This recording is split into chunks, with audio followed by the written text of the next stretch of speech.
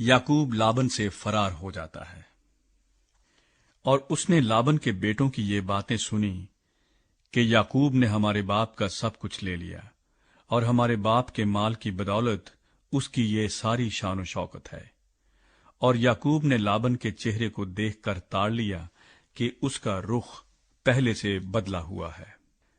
और खुदावंद ने याकूब से कहा कि तू अपने बाप दादा के मुल्क को और अपने रिश्तेदारों के पास लौट जा, और मैं तेरे साथ रहूंगा। तब याकूब ने राखेल और लिया को मैदान में, जहां उसकी भेड़ बकरियां थीं, बुलवाया और उनसे कहा, मैं देखता हूं कि तुम्हारे बाप का रुख पहले से बदला हुआ है, पर मेरे बाप का खुदा मेरे साथ रहा।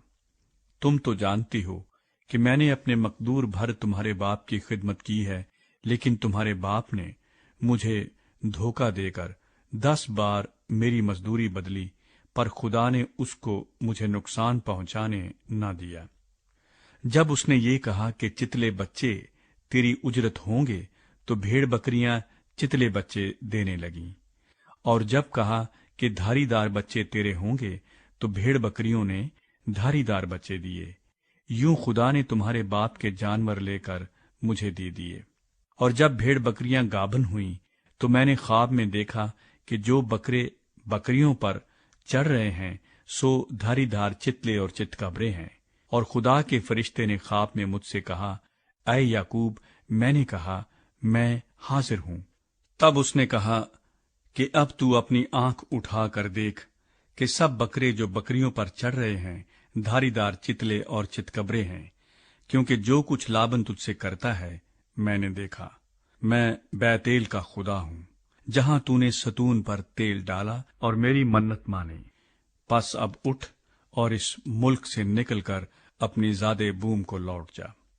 तब राखिल और लिया ने उसे जवाब दिया, क्या अब भी हमारे बाप के घर में कुछ हमारा बकरा या मीरास है? क्या वो हमको अजनबी के बराबर नहीं समझता? क्योंकि उसने हमको भी बेच डाला और हमारे रुपए भी खा बैठा। इसलिए अब जो दौलत खुदा ने हमारे बाप से ली, वो हमारी और हमारे फर्जंदों की है। बस जो कुछ खुदा ने तुझसे कहा है वही कर। तब याकूब ने उठकर अपने बाल बच्चों और बीवियों को ऊंटों पर बिठाया और अपने सब जानवरों और मालो असबाब को जो उसने इकट्ठा किया था, यानी वो जानवर जो उसे फदान आराम में उजरत में मिले थे, लेकर चला, ताकि मुल्क कनान में अपने बाप इसहाक के पास जाए। और लाबन अपनी भेड़ों की पशम कतरने को गया हुआ था। सो राखेल अपने बाप के बुतों को चुरा ले गई, और याकूब लाबन अरामी के पास से चोरी से चला गया, क्योंकि उसने अपने भागने की खबर ना दी। सो वो अपना सब कुछ लेकर भागा और दरिया पार होकर अपना रुख कोहे जिलाद की तरफ किया। लाबन याकूब का ताकुब करता है। और तीसरे दिन लाबन को खबर हुई कि याकूब भाग गया।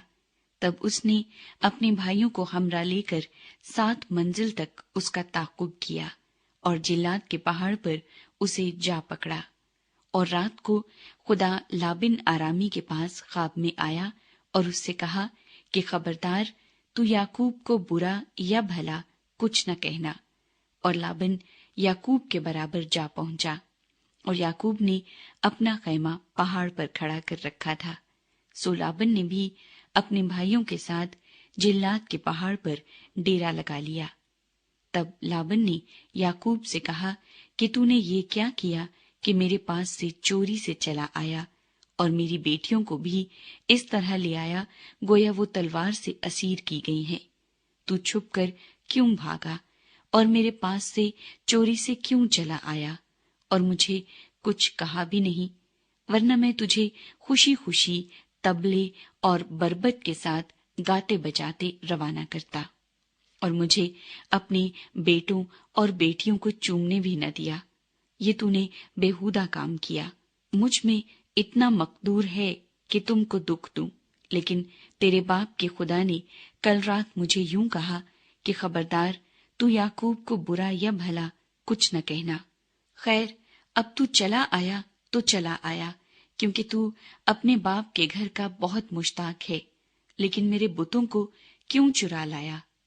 تب یعقوب نے لابن سے کہا، اس لیے کہ میں ڈرا، کیونکہ میں نے سوچا کہ کہیں تو اپنی بیٹیوں کو جبرن مجھ سے چھین نہ لے۔ اب جس کے پاس تجھے تیرے بت ملے وہ جیتا نہیں بچے گا۔ تیرا جو کچھ میرے پاس نکلے اسے ان بھائیوں کے آگے پہچان کر لے لے، کیونکہ یعقوب کو معلوم نہ تھا کہ راحیل ان بتوں کو چرا لائی ہے۔ چنانچہ لابن یعقوب اور لیا اور دونوں لونڈیوں کے خیموں میں گیا، پر ان کو وہاں نہ پایا۔ تب وہ لیا کے خیمے سے نکل کر راحیل کے خیمے میں داخل ہوا، اور راحیل ان بتوں کو لے کر اور ان کو اونٹ کے کجاوے میں رکھ کر ان پر بیٹھ گئی تھی، اور لابن نے سارے خیمے میں ٹٹول ٹٹول کر دیکھ لیا، پر ان کو نہ پایا۔ تب وہ اپنے باپ سے کہنے لگی کہ اے میرے بزرگ، تو اس بات سے ناراض نہ ہونا کہ میں تیرے آگے اٹھ نہیں سکتی، کیونکہ میں ایسے حال میں ہوں جو عورتوں کا ہوا کرتا ہے۔ سو اس نے ڈھونڈا، پر وہ بت اس کو نہ ملے۔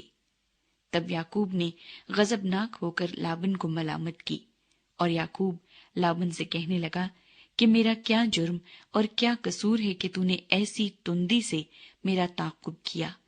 تو نے جو میرا سارا اسباب ٹٹول ٹٹول کر دیکھ لیا، تو تجھے تیرے گھر کے اسباب میں سے کیا چیز ملی؟ اگر کچھ ہے تو اسے میرے اور اپنے ان بھائیوں کے آگے رکھ، کہ وہ ہم دونوں کے درمیان انصاف کریں۔ میں پورے 20 برس تیرے ساتھ رہا، نہ تو کبھی تیری بھیڑوں اور بکریوں کا گاب گرا، اور نہ تیرے ریوڑ کے مینڈے میں نے کھائے۔ جسے درندوں نے پھاڑا میں اسے تیرے پاس نہ لایا، اس کا نقصان میں نے سہا۔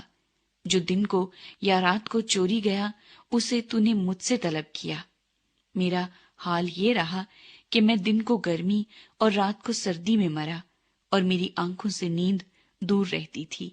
میں 20 برس تک تیرے گھر میں رہا، 14 برس تک تو میں نے تیری دونوں بیٹیوں کی خاطر اور 6 برس تک تیری بھیڑ بکریوں کی خاطر تیری خدمت کی، اور تو نے 10 بار میری مزدوری بدل ڈالی۔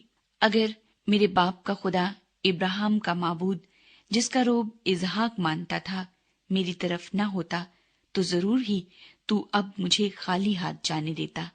خدا نے میری مصیبت اور میرے ہاتھوں کی محنت دیکھی ہے، اور کل رات تجھے ڈانٹا بھی۔ یعقوب اور لابن میں سمجھوتا۔ تب لابن نے یعقوب کو جواب دیا کہ یہ بیٹیاں میری اور یہ لڑکے بھی میرے اور یہ بھیڑ بکریاں بھی میری ہیں، بلکہ جو کچھ تجھے دکھائی دیتا ہے وہ سب میرا ہی ہے۔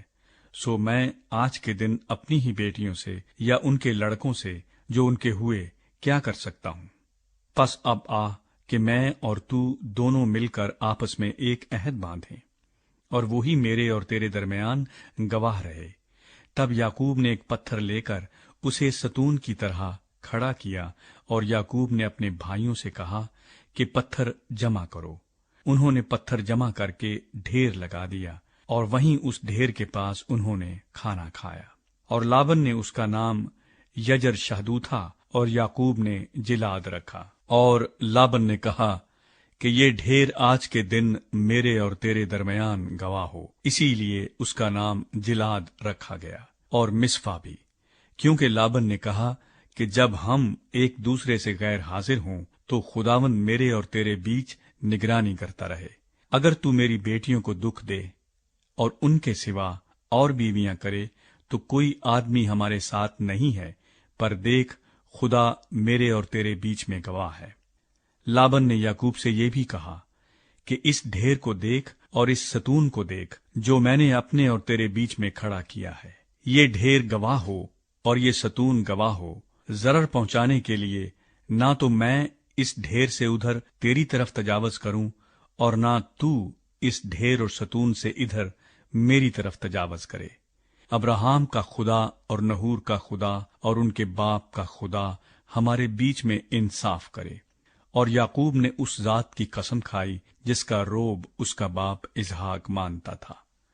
تب یعقوب نے وہیں پہاڑ پر قربانی چڑھائی اور اپنے بھائیوں کو کھانے پر بلایا، اور انہوں نے کھانا کھایا اور رات پہاڑ پر کاٹی۔ اور لابن صبح سویرے اٹھا اور اپنے بیٹوں اور اپنی بیٹیوں کو چوما اور ان کو دعا دے کر روانہ ہو گیا اور اپنے مکان کو لوٹا۔ یعقوب ایساؤ سے ملاقات کی تیاری کرتا ہے۔